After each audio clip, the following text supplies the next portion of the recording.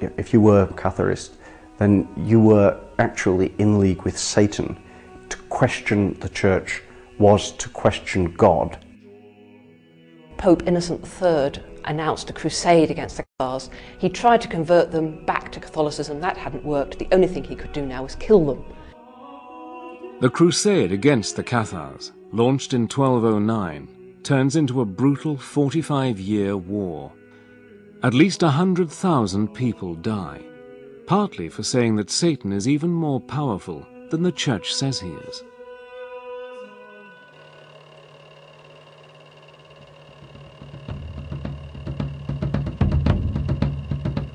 The crusade against the Cathars is against fellow Christians, but for almost 2 centuries, the Crusades are mostly about fighting Islam for control of the Middle East. In medieval Europe, Islam is seen as a heresy, the work of the devil. Muslims too are quick to claim their enemies are in league with the evil one. In the Quran, Muslims are instructed to fight against non-Muslims because they are friends of Satan. Both sides, inheriting the ancient beliefs of the Persians, see the world as divided into good and evil, justifying all the horrors of war and conquest. The Crusades leave a sinister legacy. In the middle of the campaign, Pope Gregory IX founds the Inquisition. Controlled by the Dominican Order of Friars, the Inquisition's job is to find heretics and hand them over to local princes for punishment. The Inquisition gave people plenty to be frightened of. It gave them the fires of hell to be frightened of, and it gave them, in a more immediate sense, the Inquisition itself. They had the right to arrest that person without telling them who'd accused them, or indeed what they were accused of. The accused are guilty until found innocent, and can be held for as long as the authorities want. Anyone who questions the Inquisition is immediately suspected of being in league with the devil. In the fight against Satan and the powers of evil, medieval rulers believed that, as in any war, information is vital. Up till now, the Church has not officially allowed Christians to be tortured, although torturing Jews and Muslims is acceptable. But in May 1252, Pope Innocent IV rules that Christians suspected of heresy can be tortured until they confess they are working for the devil and inform on co-conspirators. Once you've set up a debate that defines somebody as a Satanist, as a servant of Satan, then you have put them in a position where you can do what you want to them because you are justified by working for the forces of good. Generally, once somebody had been accused of heresy, there was no way they could clear themselves. No matter what they said, because they were a heretic, therefore in league with the devil, therefore anything they said was like to be a lie. But the torturers can't do whatever they please. They are supposed to follow strict guidelines. In theory, and according to Pope Innocent IV in the middle of the 13th century, torture should be limited, it should not draw blood, it should not lead to serious permanent damage to the person who's being tortured. In practice, these regulations are not always followed. But there's also something which the psychologists would refer to as a rationalization process, that it could all be very well for them to say, oh yes, we are trying to save your immortal soul, we're trying to keep you out of hell, we're trying to prevent the devil from getting you, and what they really mean is, we rather fancy your farm. All over Europe, the new powers, supposed to be used against Satan, are used by the unscrupulous to seize wealth or to do down their enemies. In 1307, King Philip the Fair of France brings witchcraft charges against the leaders of the Knights Templar, the fabulously wealthy order of crusaders.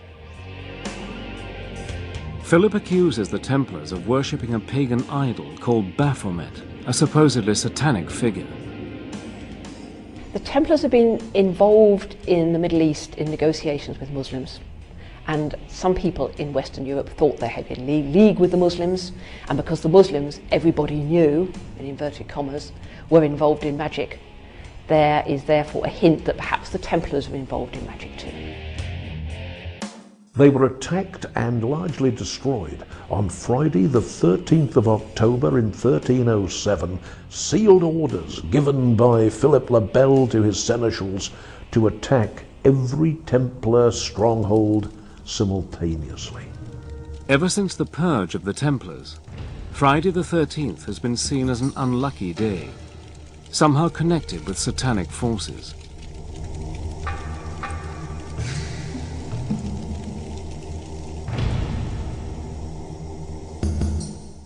In 1320, the war against Satan is wound up another notch.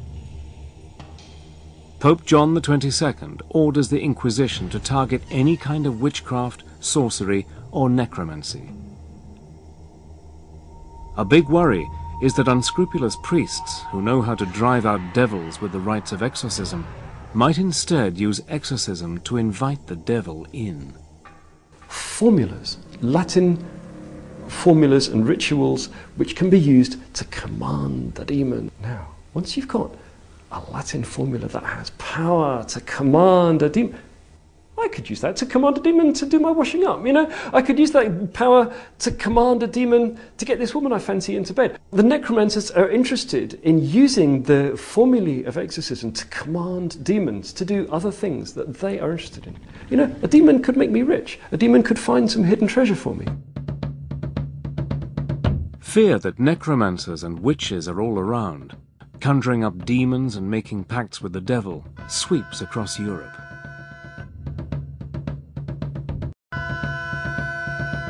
One of the first cases investigated by the Inquisition is in the Irish city of Kilkenny. In 1324, in a dispute over inheritance, one of the richest women in the town, Dame Alice Catela, is accused of witchcraft, heresy, and of having a demon lover called Robin. Alice Catela, a landowner in Kilkenny who had several husbands, so her stepchildren brought a charge against her that she'd poisoned her previous husbands in order to obtain the land, and she'd poisoned or killed them otherwise through witchcraft. Alice manages to escape to England. Her unfortunate servant, Petronella, is tortured and burned at the stake. The campaign against necromancers, sorcerers, and witches lasts 300 years and kills between 60,000 and 300,000 people. The vast majority of the victims are women.